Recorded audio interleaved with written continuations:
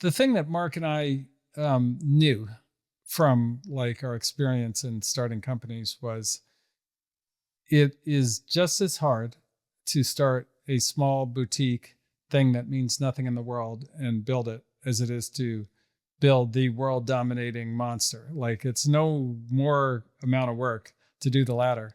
So we were never interested in anything but the latter.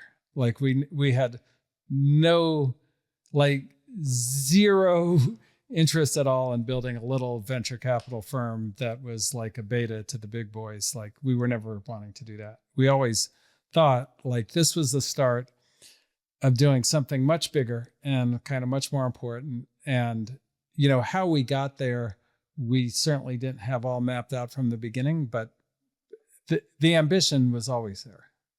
Yeah, and a lot of this, it comes from the fact that since we had been, we'd been running companies, and so, if you're running a company, like it's a product company and it's in like full competitive battle with other companies, and you're kind of going through the wars that companies go through, like you naturally think in terms of strategy, ambition, industry structure, the economics of the business, the competitive position, evolution over time, marketing strategy, unique selling proposition, differentiation. It's all these things that any business operator thinks about. And actually, to their massive credit, a lot of the original VCs who built the firms originally back in the 50s, 60s, 70s were actually operators. Right. So Tom Perkins and Gene Kleiner had been operators. Don Valentine, Pierre Lamont had been operators. The founders of Greylock had been operators.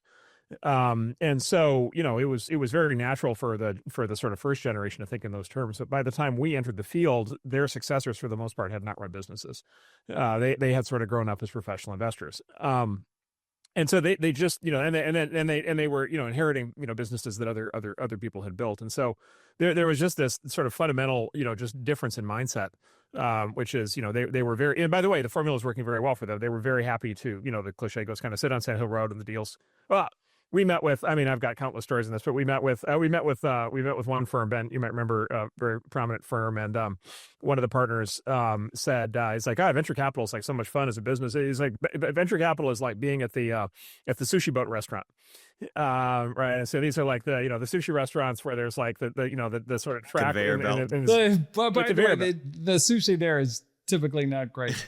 Yeah, that was the first thing that jumped out at me is, that's not where the good sushi is. I wasn't sure if we went to the same sushi restaurants, but you say if you haven't been to a sushi boat restaurant, you sit there and like literally these little sushi boats, these little trays go by on the conveyor belt, and you just like pick up pieces of sushi. And he said that's just what it's like. And you just sit here on Santa Road, and 1,000 startups come through, and you just like meet with them, and then every once in a while you eat it with his hand. You kind of reach down and you just pluck a startup out of the sushi boat and you invest in it. And I was like, oh my God, complacency, right? Like entitlement, it immediately, it was just, the hair on the back of my neck went up, and I was like, all right, so, basically soft target. Yeah. Yeah. And, like we were just so oriented, with the startup, like all you do is work, and you're focused on the work. And like, if you aren't doing enough work, you think of other work that you could do that might improve things. I mean, like that's just kind of, so it was such a foreign idea that you would be oriented around doing no work. Like literally sitting at a sushi boat restaurant, having a great life and playing golf or whatever they did. And so that was inspiring, that like, okay, we can do it better. And by the way, like building a company was so hard.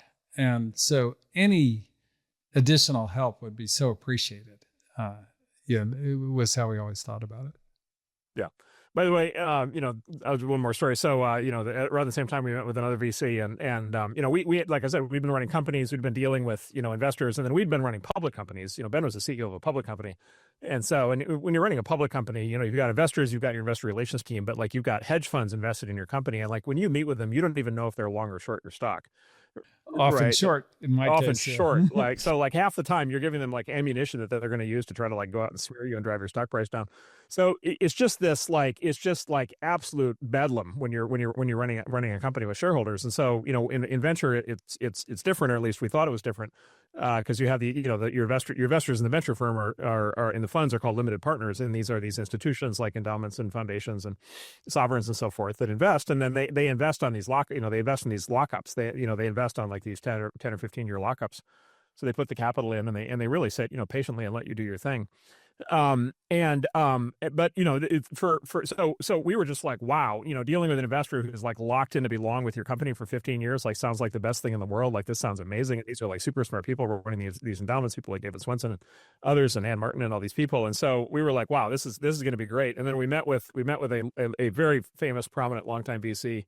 He said, boys, he said, the part of the job you're going to hate the most is dealing with the LPs. Because he said, like, these people are like not, they're not smart, they're not, whatever. And he's like, the way that you do it is you treat your LPs like they're mushrooms. You put them in a cardboard box, you put the lid on the cardboard box, and you put the box under the bed, and you don't take it out for 2 years. He literally said that, which was like, it was such an insane thing to hear.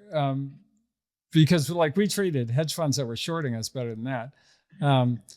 But then, look, when we went out, this was actually the thing that kind of made me know that we had made a good choice by starting the firm, is when we went out to visit the potential LPs, and we're pitching them and so forth.